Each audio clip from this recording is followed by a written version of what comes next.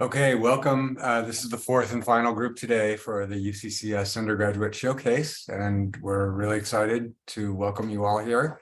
I know students have put in a lot of hard work to get ready for their presentations today, and so congratulations on your efforts and for being here. It's a big achievement, and thank you to the internship hosts for making experiential learning possible for our UCCS students. It's a core feature of our program. We really couldn't run the place without these opportunities. So we really appreciate the experience and the mentorship that you offer to our students. So, well, let's get going. All right, fantastic. So the format for today's undergraduate research showcase is going to be, I'm going to go ahead and call each student and then also state where it is that they interned at this term. The student will go ahead and present their research poster, and then we'll go ahead and turn it over to a question. And the question could come from their internship host site. If there is not a question from their internship host site, then we turn it over to our academic team. If folks can go ahead and just remember to please raise your hand, and so I can go ahead and call on you and unmute you so you can ask your question, that'd be great. And we're just basically going to go in this pattern where basically students will go ahead and present. There'll be one question, and then the next student will go ahead and go and present. If there's time permitting at the end, we will have open Q&A at the end of the session. All right, and to go ahead and start us off is going to be Cameron Chan, who interned this term with the Asian American and Pacific Islander Legislative Caucus.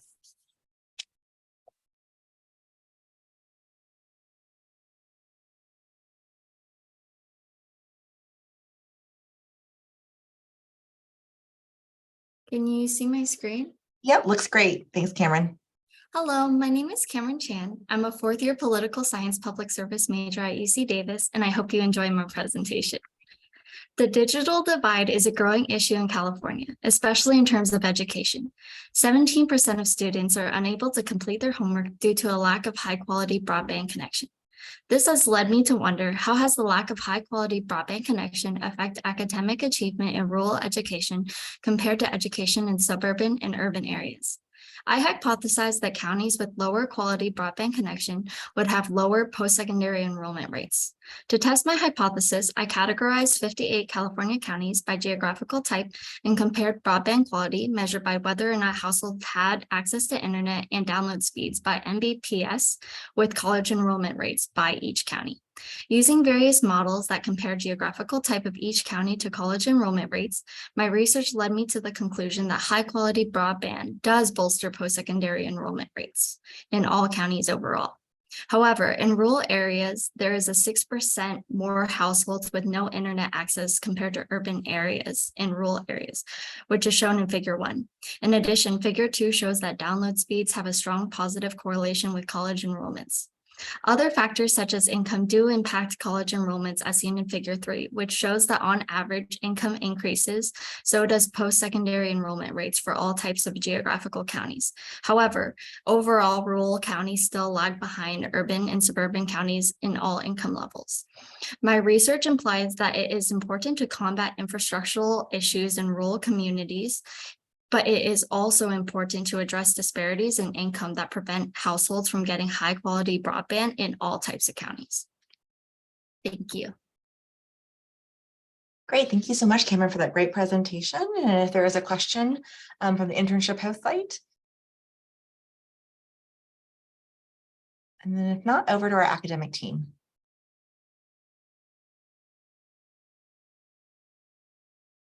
All right, Professor Quila.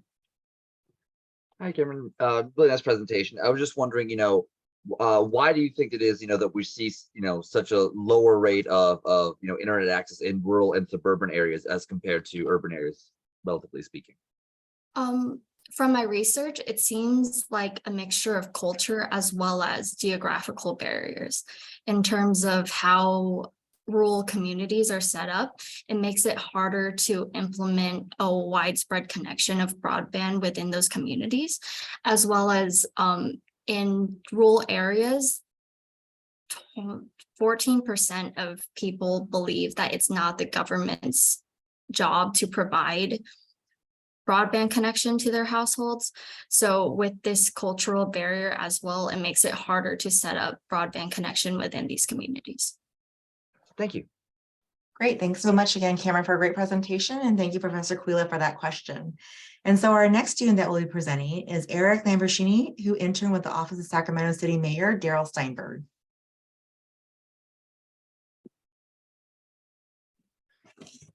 All right. Hello, everybody. My name is Eric Lamborghini. Thank you for taking the time to be here. 1 in 4 individuals killed by police officers live with some form of mental illness. Law enforcement officers have become the nation's de facto first responders and are responsible for handling situations they are not prepared for. This issue led me to pose the research question, does the intensity of mental health training relate to a lower number of use of force cases in the respective law enforcement jurisdiction per 100,000 residents? I hypothesized that cities that implement, fund, and require intense mental health training for law enforcement officers would have fewer use of force cases. I tested this theory by creating a mental health training index, which included the cities of Sacramento, Oakland, and San Diego, and was based on the total hours and weeks of required training and the overall interactiveness. Cross-referencing index grades with the total use of force cases in the respective city portrayed the relationship. Although not a perfect indicator, I found that intensive training is related to an officer's tendency to use force.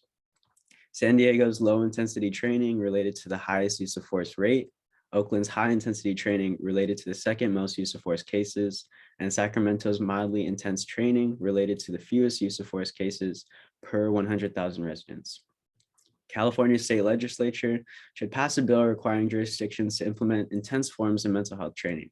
These programs promote safety for those with mental illnesses and also benefit police officers by preventing potentially traumatic and stress-inducing situations. Thank you. Great. Thank you so much, Eric, for that great presentation. And then if there's a question from the internship host site. All right. And if not, over to the academic team. All right, Professor Butters. All right, thanks, Cindy, and great presentation there, Eric. One of the things that jumps out from your poster for me is on figure 2. That's the total use of force cases per 10,000 per 100,000 people. There seems to be so few in Sacramento. Why is that? Yeah, that's a great question, and I think that having some unique insight, being from the mayor's office, I've been able to interact with what's called the Department of Community Response. Their role is to handle the sort of non-emergency mental health cases that are reported to their department, and I think that's sort of alleviated a lot of the sort of cases that would have been expected for police officers to handle. I think that law enforcement oftentimes are expected and forced to handle situations they're not necessarily equipped to handle, and that's just sort of, and that's because of the fact that there's a lack of alternative response teams in these sort of jurisdictions. But Sacramento, they've done a great job of creating a department where they can sort of shift away that need to have police officers handle situations which really should be handled by mental health experts and people who have expertise in de-escalation and substance abuse. Excellent, thanks very much. Great. Thank you so much, Eric, for that great presentation and for the question, Professor Butters. And so our next student that will be presenting is Reed Lenhart, who also interned with the Office of Sacramento City Mayor, Daryl Steinberg.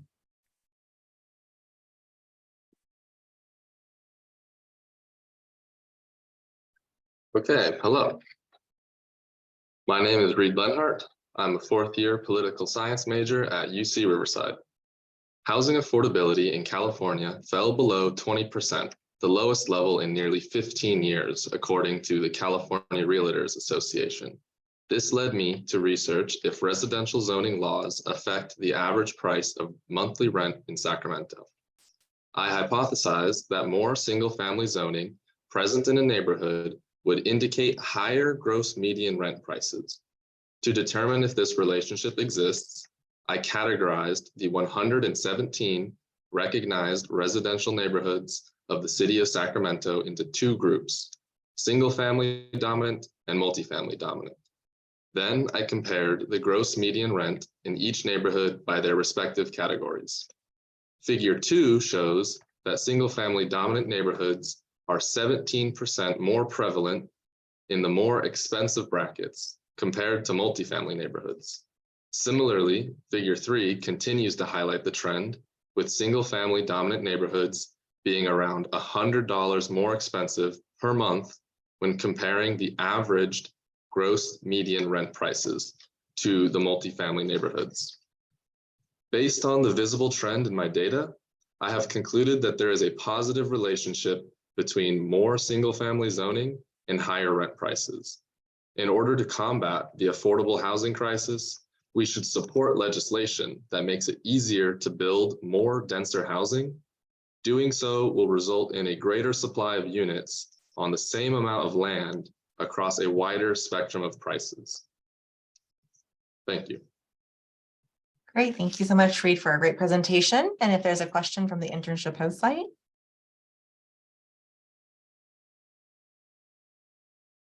And if not, over to our academic team.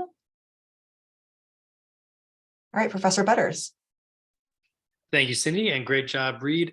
Comment and question. Mostly, I'm really liking that map over there. I know we talked about it a couple of times this quarter. I really don't know exactly how you made it. So I was hoping you could tell us more about how you went about making that map and how you got the 117 different neighborhoods and maybe how you collected the data for all of them. Okay, yeah. So the map on figure 1 is a map that I didn't create myself. It's created by the Berkeley Othering and Belonging Institute. The 117 neighborhoods came from a City of Sacramento neighborhood map. There's actually a total of 129 neighborhoods, but some of the neighborhoods have no residential zoning. So I took those out of the data set. And then the way that I found the data for each neighborhood was, one, I used figure 1 and put the neighborhood map on top of it. So then I went through and saw what is the dominant zoning in each of those neighborhoods. And then for the rent data, I used census block data from a website called City Data. And then I used the neighborhood map again and listed all of the median gross rent for the most current year that the data was available for.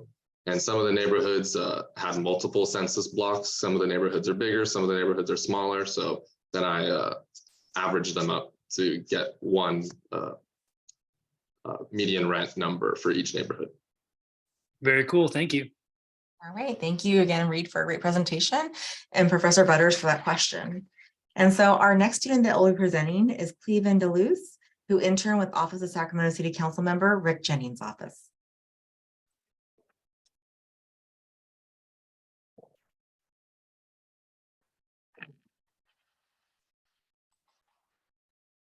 And can everyone see?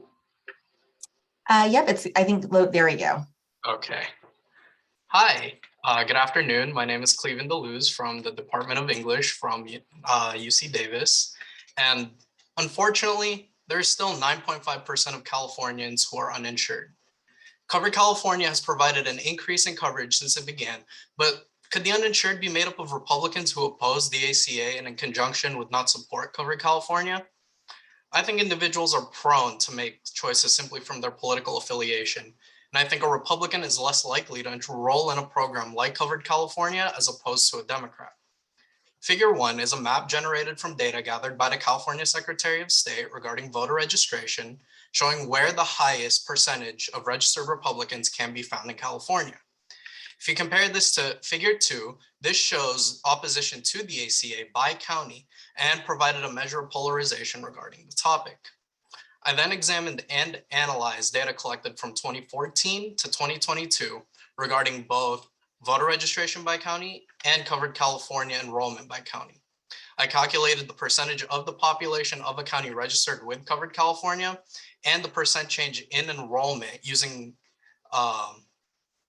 it to try to find if there is any significant growth or decline in enrollment in each county. I created a linear regression using the percent change data and the percent of registered Republicans in a county as demonstrated by figure 3. And from my findings, no correlation was found between party registration and enrollment. I did think that this would be a possibility, so I also conducted a survey that measured individual opinions on health insurance coverage. Figure 4 is a word cloud of the responses I received with economic reasons cited as the reason for refusal to get covered. Overall, the research found no correlation between political party affiliation and health insurance enrollment. However, I still think that there should be ongoing research to pinpoint the exact reason as to why individuals lack coverage. And if a larger survey can be conducted and economic factors prevail as the reason for the uninsured, I think the state can try to provide more aid to ensure more coverage. Thank you. All right, thank you, Cleveland, for that great presentation. And if there's a question from the internship host site, so we got Henry Atkinson. And I just unmuted you, Henry, so hope, yep, there we go. Hi, Cleveland. Excellent job. So my question, so for one of your implications there, when you're talking about how more work needs to be done to figure out what the causes are now that it appears to be no correlation for political orientation. So it sounds like from the survey you conducted, your respondents at least seem to be pretty darn clear about there's one particular reason. Do you think that beyond those results, there is another major factor that we haven't considered here? Or do you think that it is probably just the pure affordability is the big elephant in the room? I think that there are other reasons other than just affordability for it, one of which is the amount of undocumented immigrants in California. And the state itself has done its job in trying to provide coverage for undocumented immigrants. However, not every undocumented immigrant is enrolling in the services. So I think they still make up a significant portion of the uninsured. And then whatever would be the remainder, I think would just be left down to personal opinions on insurance. And again, like if I can get a larger survey size, I would love to see if economic reasons actually is what's inhibiting people. And it's not just other responses like, I don't get sick and I don't need health insurance. So. All right, thank you, great job. Great, thank you so much for Cleveland for a great presentation. Thank you, Henry, for the question. And so our next student that will be presenting today is Noah Reyes, who interned with the California Governor's Office of Business and Economic Development.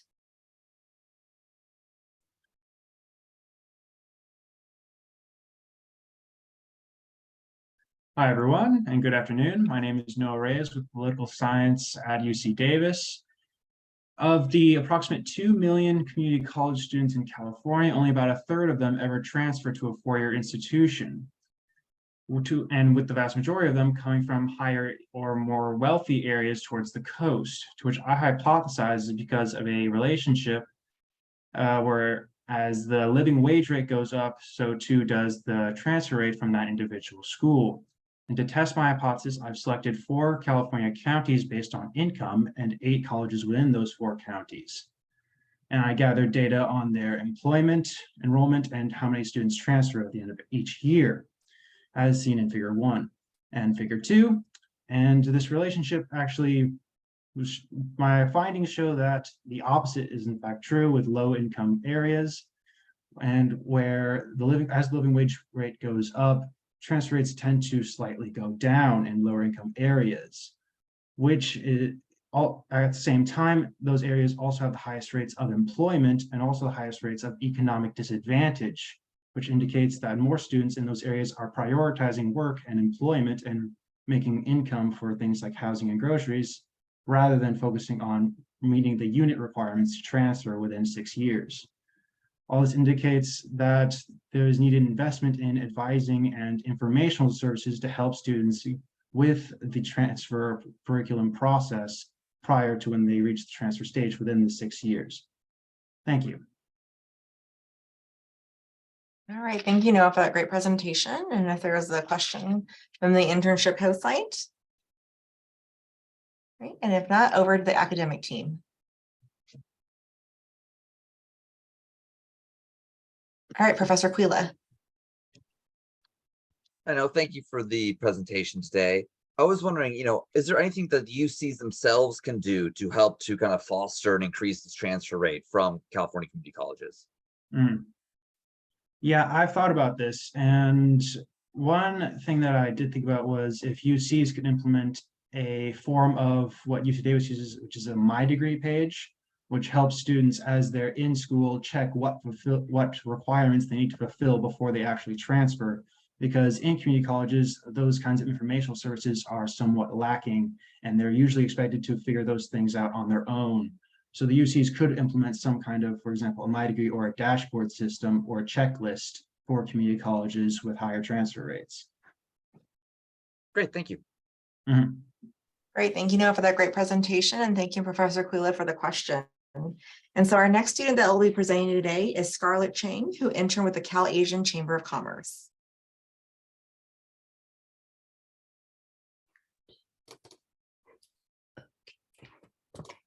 Yes, can everyone see my screen? Yes, looks great, Scarlett. Great. Hi, everyone. I'm Scarlett Chang, and I am from the Department of Political Science. The number of people without a stable place to call home increased by at least 22,500 over the past 3 years to 173,800 in 2022. I will find out how the increase of 1 to 4 units in a single-family home lot impacted the homeless population in Oakland, Bakersfield, Fresno, and Sacramento from 2015 to 2019. I want to understand if there's a relationship between the increase in housing and a decrease in homelessness, because it will help figure out whether enacting SB 9 decreases the homeless population. In Figure 2, it presents the rate of 1 to 4 units per 10,000 residents to the rate of sheltered and unsheltered homeless individuals per 10,000 in Oakland and Bakersfield from 2015 to 2019. And Figure 3 shows the same variables in Fresno and Sacramento. My findings reveal that an increase in homes led to an increase in homelessness for Oakland and Sacramento, whereas in Fresno and Bakersfield, there was a decrease in homes that led to the growth of homelessness. But my findings did not show a support for my hypothesis, because the influx in 1 to 4 unit homes did not diminish the size of homelessness. But there are also other factors that could have impacted the homelessness population besides construction of homes. So I suggest that there should be further research done to reduce the displaced individuals besides building more houses for a more effective method to combat the issue. Thank you. Great, thank you so much, Scarlett, for the presentation. And if there is a question from the internship host site.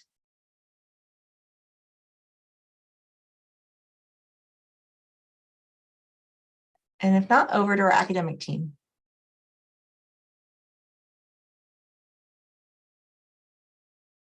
All right, Professor Butters. Thanks, Cindy. Great job, Scarlett. This looks really nice. And thanks for the presentation. I just kind of wanted to hear a little more about why you chose those cities that you did, how you matched them up together, and really, yeah, just why you chose those cities. So the main reason why I chose the city was because they were easy to compare in comparison of like the unit of homes that were constructed per city. That's how I wanted to compare it, not because of it was inland or like on the coastal, but the main focus for my research was enacting of SB 9, which is like, if people could construct more homes in like 1 to 4 units on a single family home lot, like how it would impact the homelessness population. So I chose the cities based off of the housing population, if that makes sense. Because on the chart, you can see my x-axis. Oakland and Bakersfield are on the same axis, and I didn't put Fresno and Sacramento on the same axis because the variables for homes were different. Okay, great. Thank you so much. Thank you. Great, thanks you so much, Scott, for your great presentation, and thank you, Professor Butters, for the question. And so our next student that will be presenting is Brooklyn Crockett, who interned with the Sacramento Metro Chamber of Commerce.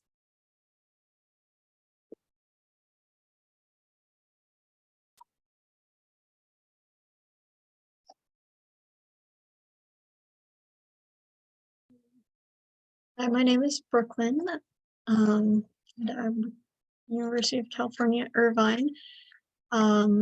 In 2009, Californians spent less per capita on healthcare than all but 8 other states. A yearly health visit costs over $100 for the average uninsured person, but can be free for an insured person. This cost can prove a barrier to healthcare for people who cannot afford insurance or such an expensive visit to the doctor.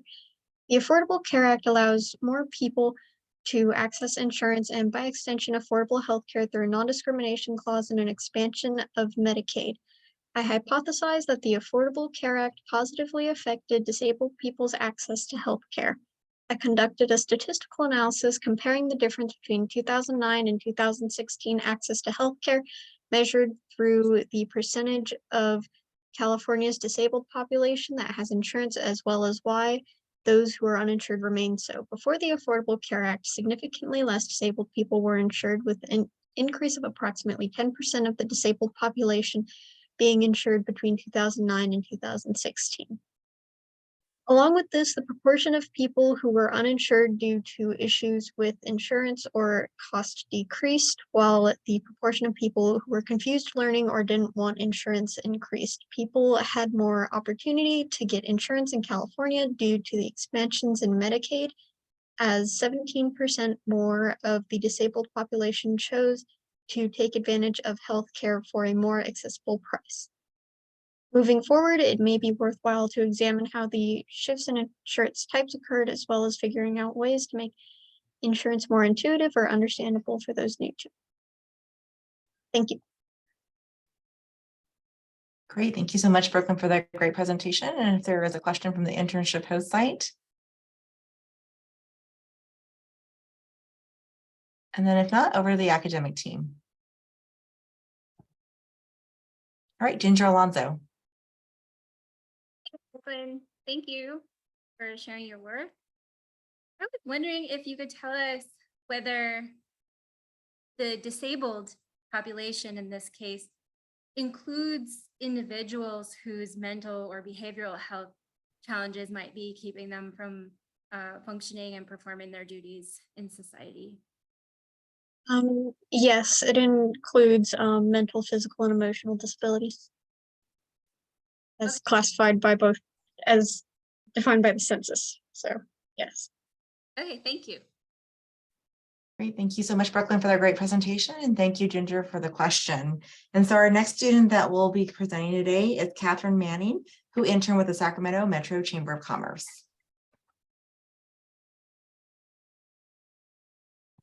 Well, Brooklyn, I think we'll need to have you stop sharing. There you go.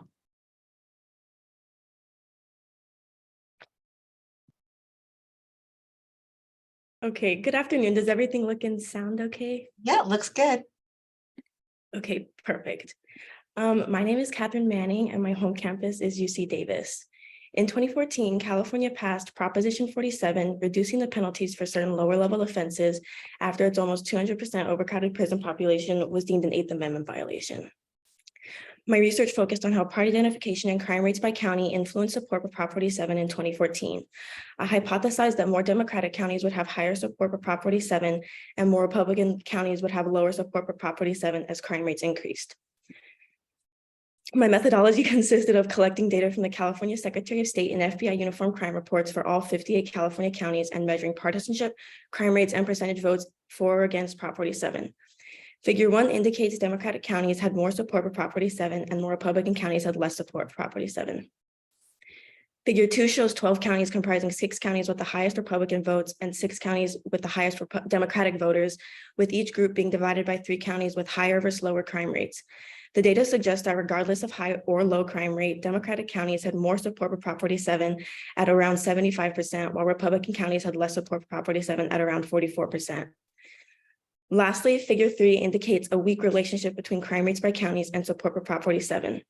My findings support the first half of my hypothesis regarding Democratic counties having more support for Prop 47, but not the second half, as Republican counties showed lower support for Prop 47 regardless of crime rate. Moving forward, I think more research should be done on how party identification drives voting patterns for propositions and why there is such a strong relationship. Thank you. Great. Thank you so much, Catherine, for that great presentation. And if there's a question from the internship host site. All right. And then if not, over to the academic team.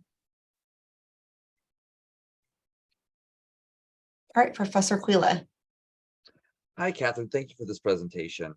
I was wondering, if this same proposition came up again, say in this past election, do you think that your findings would be similar, or do you think they might be different in some way? Yes, thank you for your question. I do think that the findings would be similar, especially because tensions between each parties are more, or it's more polarized than it was in 2014, I would argue.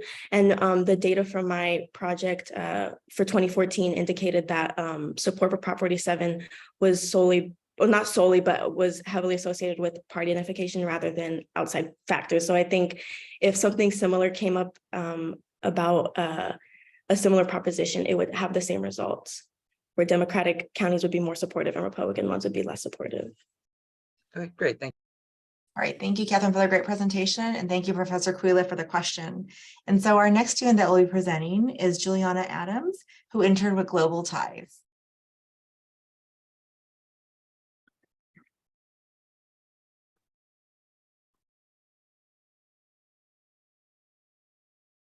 Hello, are you able to view my screen? Yep, looks great. Okay, perfect. I'm Juliana Adams. My home campus is UC Davis.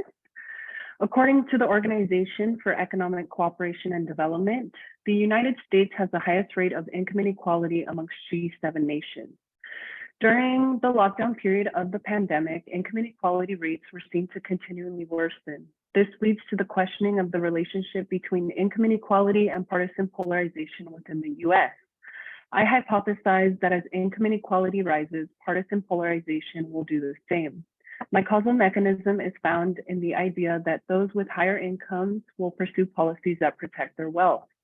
This analysis is fulfilled through looking at the Gini index of California, Florida, New York, and Texas to then compare it to polarization differences of the lower and upper houses of the state government.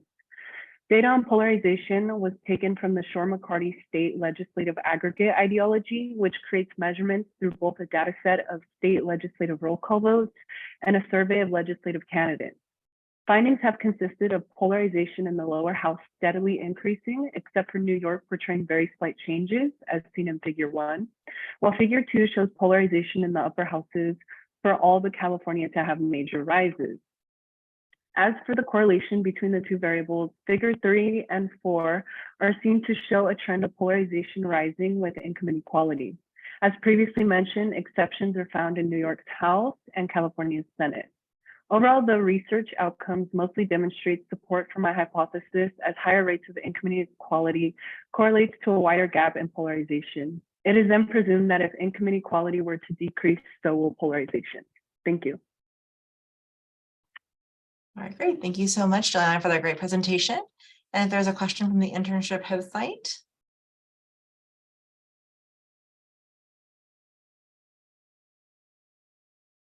All right, and then if not, over to the academic team. All right, Professor Butters. Excellent. Thank you, Cindy. And thank you for that presentation, Juliana. So when you first pulled this up, I was really quite kind of struck by Figure 1 there and how New York basically doesn't change at all throughout the whole time, not even a jump up and back down in the state house. So why do you think that is? You might have, I don't see it on the poster there. So I was just curious about your explanation for why there's been no change in the polarization in New York. Sure. So New York kind of had this thing going, which was called the Independent Democratic Conference. It kind of made polarization within the New York House not able to like create such a gap. It kind of allowed the two parties to stay quite close to each other. This kind of ended in 2018, so my data sort of stops there. So I believe that the polarization will begin to start rising post 2018. Okay, thank you so much. Great, thank you so much for a great presentation, Juliana, and for the question, Professor Butters. And so our next student that will be presenting today is Catherine Klein, who interned with the California Business Roundtable.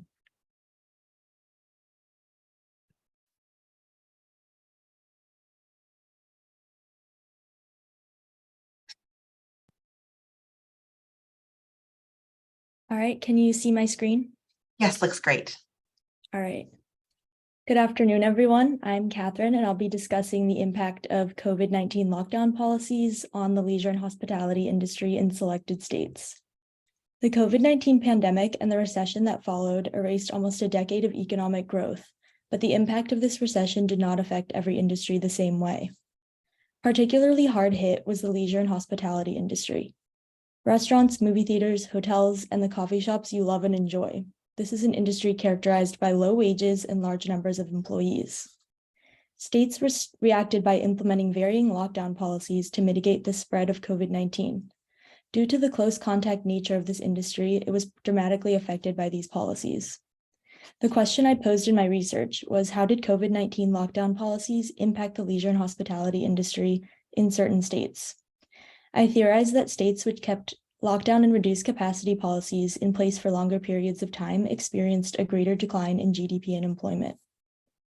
To address this question, I analyzed relevant state executive orders during the pandemic in California, New York, Florida, and Texas, and determined the length of time that total business shutdowns were in place, as well as reduced capacity policies. Then I calculated the percentage change in GDP and employment during and after the pandemic compared to a pre-pandemic value. My findings provide some support for my hypothesis because the declines in GDP were larger for states where lockdown and reduced capacity policies were in place for longer periods of time. With respect to employment, except for Texas, the same conclusion could be drawn. Longer lockdown and reduced capacity policies resulted in a greater decline in employment. New York suffered a 28.6% decline in employment and a 22.3% decline in GDP in this industry over the period I studied. Those were the largest declines of the states in my analysis. Texas and Florida, on the other hand, suffered milder declines and had shorter lockdown and reduced capacity periods. Based on these findings, policies for future health emergencies should be focused on attenuating employment loss, which would attenuate GDP loss as well. States should also prioritize post-emergency policies that contribute to accelerated employment recovery. Thank you.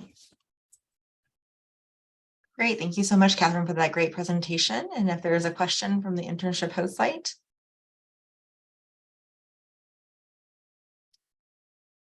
And then over to the academic team. All right, Professor Quila. Hi, Catherine. Really good presentation here. I was just curious, we see, right, that New York and California had similar, length of lockdown, but New York seemed to do, some definitely worse than California overall. I was wondering if you had any insight as to why that might have been. Yeah, that's a great question. I think New York would be an interesting study all by itself, but there are a number of potentially related variables. One hypothesis could be that this industry, particularly in New York State, is heavily concentrated in New York City, which opened up under reduced capacity policies much later than the rest of the state. Another contributing factor could be the increase in crime that was evident in New York City that may have restricted recovery even after restrictions were lifted, because that's a deterrent to people visiting New York City and spending money in this industry. Another related variable could be that people moved out of the city during the pandemic and didn't return after. Maybe they delayed their return because of work from home options or the rise in crime, as I previously said. So that would definitely be an interesting micro issue that could be explored all by itself in a state study. Great, Great, thank you so much, Catherine, for that great presentation, and thank you, Professor Kula, for the question. And so with that, I'm going to go ahead and let Brooke go ahead and stop the recording.